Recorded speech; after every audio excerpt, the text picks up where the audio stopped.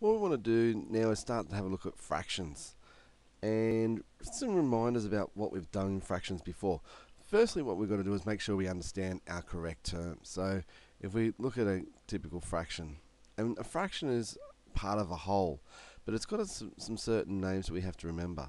We have to remember that the top number here is what we call the numerator. It's important that we start to use our correct terms in mathematics because we need to be on the same page. We need to be able to communicate well with everyone. The bottom number is what we call the denominator.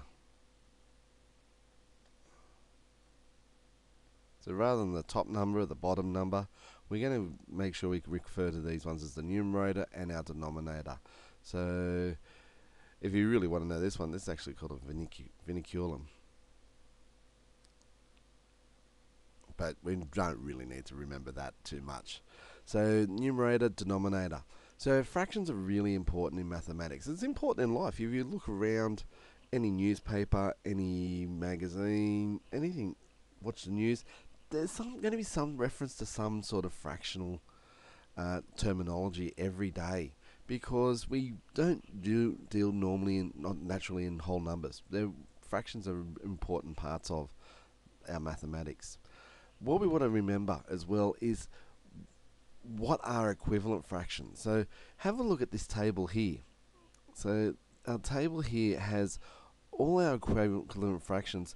Once we've broken them down into halves, thirds, quarters, sixths, eighths, twelfths, and sixteenths. Now we can start to see that there's some relationships. If we're talking about halves, a half is breaking when we've broken a whole into two parts. When we break it into two parts, a half is one part of those two parts. Now that would be the same as if we broke something into 4/4, we can see that a half here is equal to 2/4, which is the same as 3/6 and 4/8 and 6/12 and 8/16. So we wanted you to really be understanding that there can be what we call equivalent, and there's the important word there, equivalent fractions. Okay, they're equal fractions. They're not written the same, but it's important to realize that a half would be the same as 4/8. We can write it in there. It's the same as 4/8. A half and 4/8 would be exactly the same.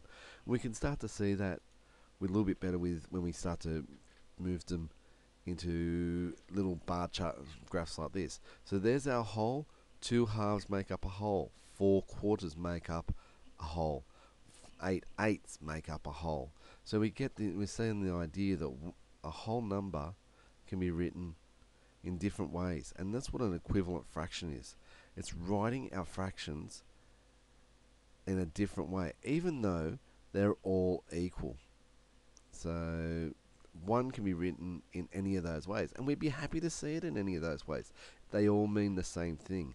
They're all equal because they've got the same number of parts on the top and the bottom, which we said we were going to call our numerator and our denominator.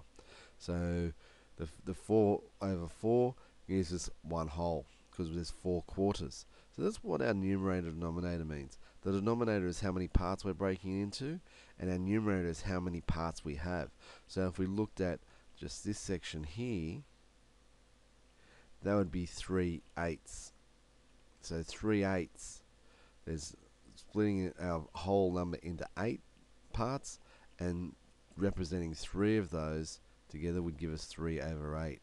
We can start to see if we want to represent a half in quarters. So 1/2, have a look at where they're equivalent, and we're seeing that we've got 2/4 there. So 1/2 is equal to 2/4.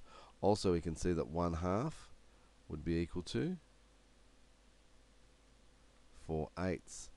Now, seeing they're both equal to a half, we could say that 2/4 is equal to 4/8 as well. So we start to see that they are what we call equivalent. They're basically equal, but they're written in different ways. Here we see that one whole has been split into thirds, sixths, and twelfths. So 3/3, 6/6, and 12/12. So if we looked at what is 1/3 equal to, so if we look at the equivalence there, we can see that 1/3 would be equal to 2/6 and be equal to 4/12.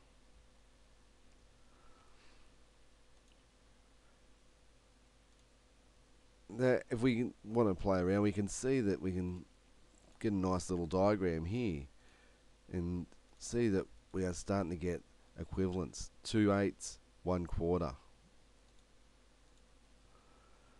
4/16. See how they're in there the same spot? 4/16 would be the same as a quarter and 1/8. Or if we start to compare them to halves, we start to see that 1/2 would equal 2/4, 4/8, or 8/16. Now, if we're going to do this formally in mathematics, how would we do that? How would I change 1/2 into something that would be with quarters?